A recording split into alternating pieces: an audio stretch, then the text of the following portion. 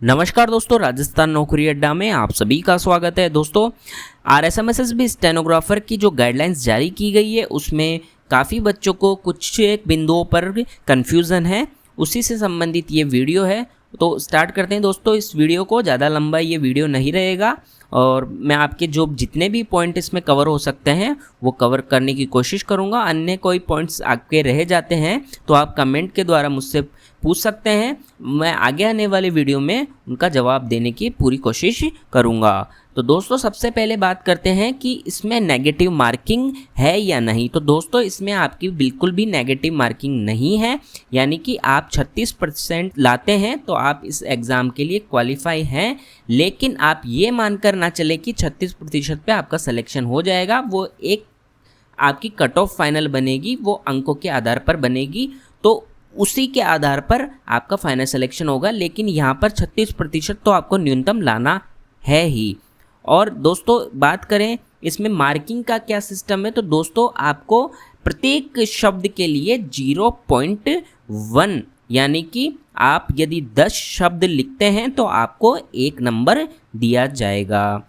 तो दोस्तों, ये तो रहा आपकी नेगेटिव मार्किंग और मार्किंग से रिलेटेड। अब दोस्तों बात करते हैं इसमें पेन और पेंसिल के रिलेटेड भी काफ़ी क्वेश्चन बच्चों ने पूछे थे कि इसमें पेन का उपयोग कर सकते हैं या पेंसिल का उपयोग करें।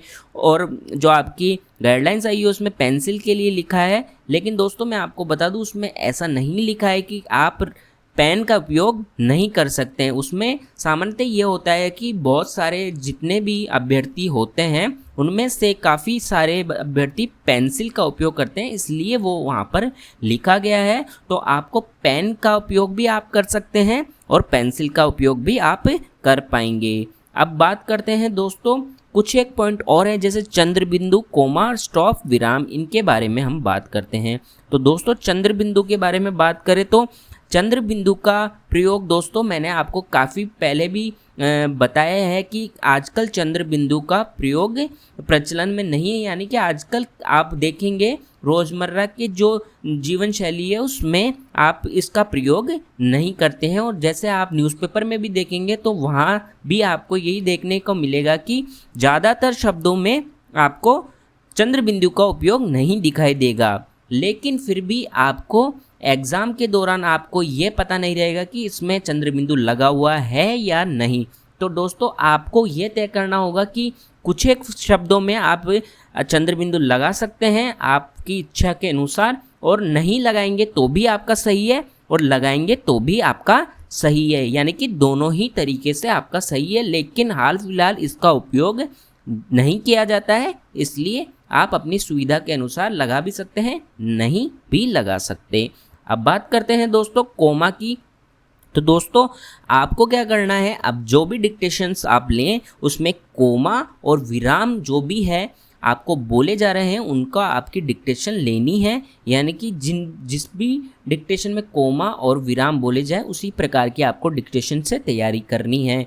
और आप उसकी गति को बढ़ाकर ही लें, यानी कि शब्दों के अलावा आप उसको डिक्टेशन में लें। यानी कि 1000 वर्ड्स तो आप अलग लें और जो आपके कोमा और विराम जो भी हैं, जो आपका प्रश्नवाचक चिन्ह है या अन्य जो चिन्ह हैं उनको अलग लें, ताकि आपके एग्ज़ाम में किसी प्रकार की दिक्कत ना आए, आप ज़्यादा गति पर भी आप लिख पाएँ। लेकिन आपके सबसे बड़ा ये कन्फ्यूज़न इसमें ये है कि काफ़ी बच्चों को ये समझ में नहीं आ रहा है कि अगर इनको अलग से शामिल करके हम डिक्टेशन लेते हैं तो गति लगभग 110 के आसपास या इससे ज़्यादा चली जाती है। तो दोस्तों आपका इसमें ऐसा रहेगा, आपकी जो 1000 वर्ड हैं उसी में ये जितने भी चिन्ह हैं, विराम, कोमा और प्रश्नवाचक या अन्य जो भी चिन्ह हैं वो सभी इसमें शामिल रहेंगे। तो दोस्तों आपको उसके हिसाब से आपकी तैयारी करनी है। अब बात करते हैं दोस्तों इसमें जो मेन जो चीज़ें हैं उनके बारे में हम बात कर लेते हैं।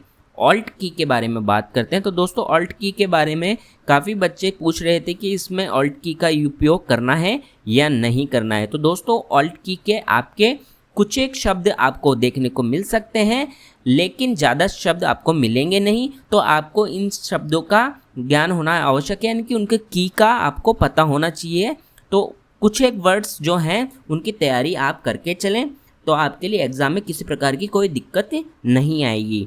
अब दोस्तों बात करते हैं नेविगेशन की के बारे में। तो नेविगेशन की यानी कि आप एरो की के द्वारा आप कोई भी डिक्टेशन ले रहे हैं तो उसमें एरो की के द्वारा आप डिक्टेशन में जहां आपने गलती की है उसको जाकर ठीक कर पाएंगे या नहीं। तो दोस्तों इसमें नेविगेशन की के बारे में कुछ भी नहीं दिया गया है, यानी कि आपका नेविगेशन की एग्ज़ाम में ऑन नहीं रहेगा। अब बात करते हैं आप एग्ज़ाम में अगर गलती करते हैं तो वो किस प्रकार से आप उसको शुद्ध कर पाएंगे।